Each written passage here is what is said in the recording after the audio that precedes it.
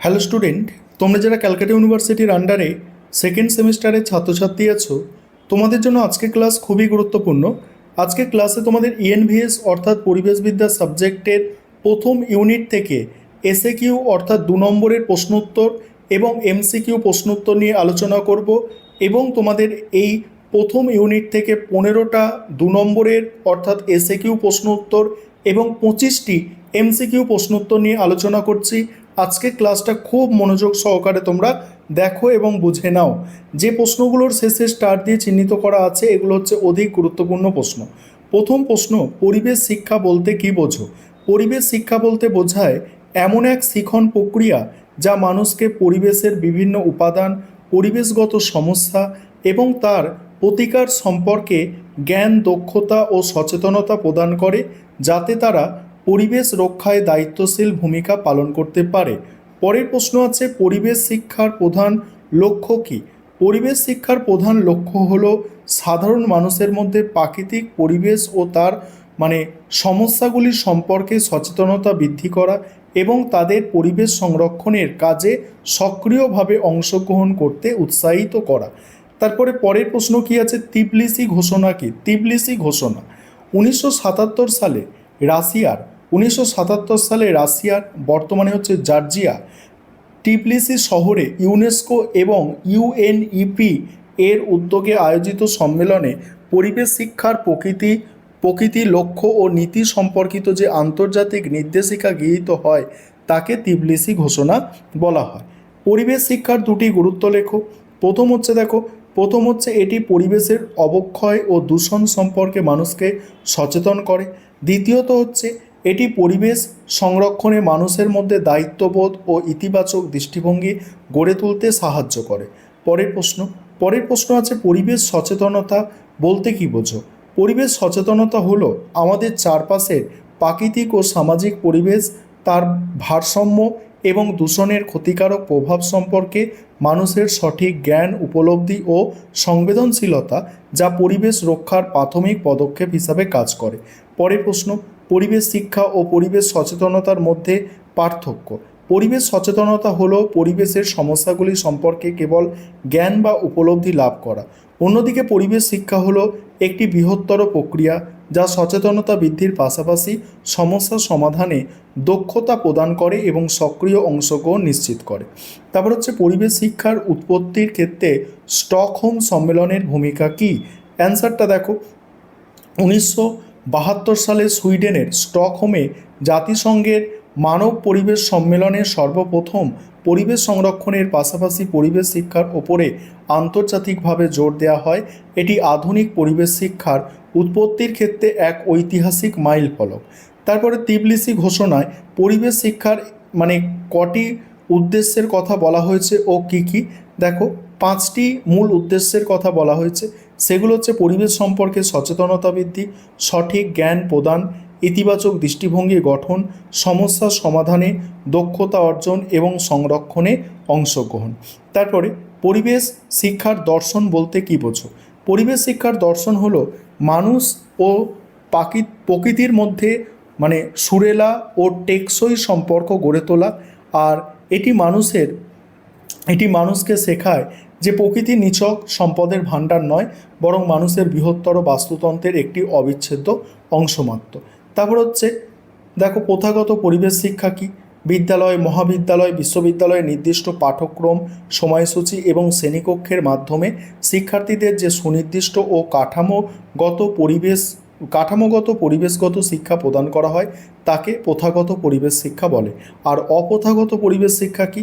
অপ্রথাগত পরিবেশ শিক্ষা হচ্ছে শিক্ষা প্রতিষ্ঠানের বাইরে। ঠিক আছে, এটা একটু দেখে নাও।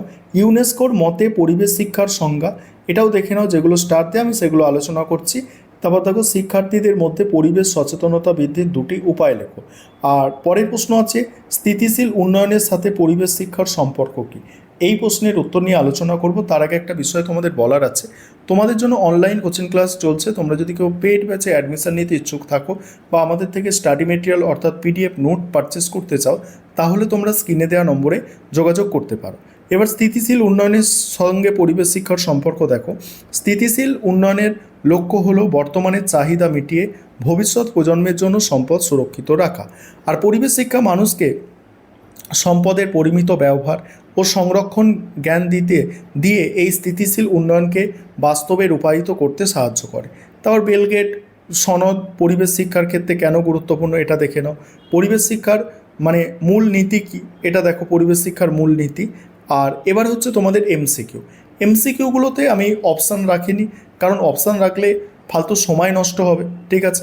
সেক্ষেত্রে প্রশ্ন এবং তার পাশে ওয়ান লাইনার হিসাবে লিখেছি, অর্থাৎ যেভাবে বিভিন্ন মানে চাকরির পরীক্ষা তোমরা যখন দেবে তখন ওয়ান লাইনার হিসাবে লিখবে যাতে তোমাদের এটা সহজে মনে থাকে। এখনও সেই ওয়ান লাইনার হিসাবে লিখেছি যাতে তোমাদের প্রস্তুতিটা খুব তাড়াতাড়ি খুব বেশিটা হয়, ঠিক আছে। দেখো এবারে প্রশ্ন এবং উত্তরগুলো দেখে নাও। মোস্ট ইম্পর্টেন্ট প্রশ্ন সিলেবাস থেকে বাছাই করে এখানে রাখা হয়েছে এবং প্রিভিয়াস ইয়ার্সের প্রশ্ন তো অবশ্যই দেখা হয়েছে এই সাজেশান তৈরি করার সময়। দেখো তিবলিসি ঘোষণা হয় কবে? 1977 খ্রিস্টাব্দে। পরিবেশ শিক্ষার মূল লক্ষ্য হলো পরিবেশ সম্পর্কে সচেতনতা বৃদ্ধি। তিবলিসি সম্মেলন আয়োজন করেছিল ইউনেস্কো আর ইউএনইপির যৌথভাবে। জাতিসংঘে মানব পরিবেশ সম্মেলন বা স্টকহোম সম্মেলন অনুষ্ঠিত হয়েছিল 1972 খ্রিস্টাব্দে। এনভায়রনমেন্টাল এডুকেশন বা পরিবেশ শিক্ষা কথাটি সর্বপ্রথম ব্যবহৃত হয়, অ্যান্সার হচ্ছে 1965 খ্রিস্টাব্দে ব্রিটেনের কিলি বিশ্ববিদ্যালয়। তারপরের প্রশ্ন আছে পরিবেশ সচেতনতা বৃদ্ধি মূলত কি? মানব মনের জ্ঞানমূলক ও অনুভূতিমূলক প্রক্রিয়ার অংশ। তারপরে কি? বিদ্যালয়ে নির্দিষ্ট পাঠ্যক্রমের মাধ্যমে দেওয়া পরিবেশ শিক্ষাকে বলে কি? প্রথাগত পরিবেশ শিক্ষা।